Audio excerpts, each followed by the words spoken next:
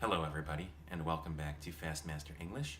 My name is Brian, and today we are going to discuss a seemingly innocent word ending in English, whose mispronunciation can make all the difference between sounding like a foreigner and a native speaker. I am, of course, talking about ED. the ending ed is very common in the English language and can denote either a regular verb in the past tense, such as wanted, washed, or begged, or it can also signify an adjective or a descriptive word, such as bearded or clothed. This little addition to the end of words can make all the difference between sounding like a foreigner and a native speaker. Why is that? Well, let's take a look. The natural tendency for anyone learning English is to pronounce the sound as you would expect it from its spelling. In other words, to pronounce it as ed. This would give you words sounding like this: washed, wanted, locked, and turned. So what's the problem? Well, no native English speaker actually sounds like that. Let's listen to the correct pronunciation. Washed, wanted, locked, turned. So, what did you notice? Well, it's actually three distinct sounds, and not one of them sounds like ed. In fact, it never really will. Pronouncing a word in such a manner is an easy way to be marked as a foreigner and not a native speaker. However, learn these tips I'm about to provide you, and you can fool people into thinking you've been speaking English your entire life. So, as I said, there are three ways to pronounce the ED.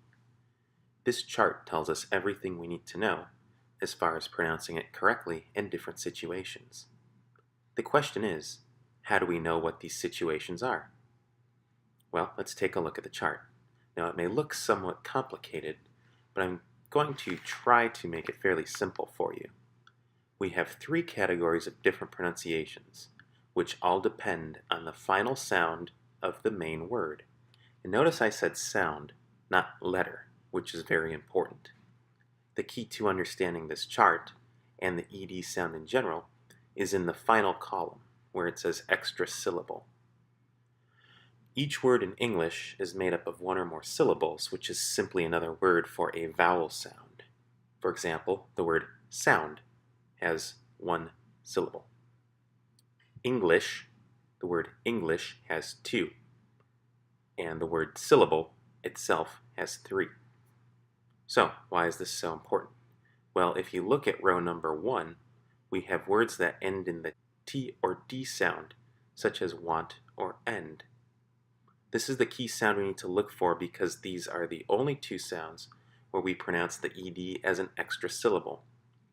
So want becomes wanted, flood, flooded, beard, bearded, plot, plotted. And notice how the sound is id, not ed, as I discussed previously. Moving on to sound number 2, we have the ED sounding like the letter T. Lots of different sounds here for the second one.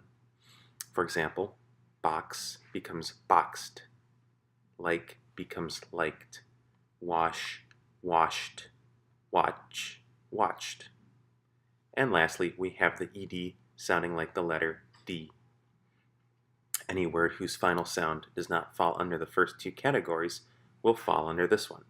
So we have words like burned, robbed, cuffed, begged, fooled, etc. So again, this chart seems very daunting. However, you might notice it's kind of hard to tell the difference between the sounds in categories 2 and 3 because neither of them adds an extra syllable to the end of the word.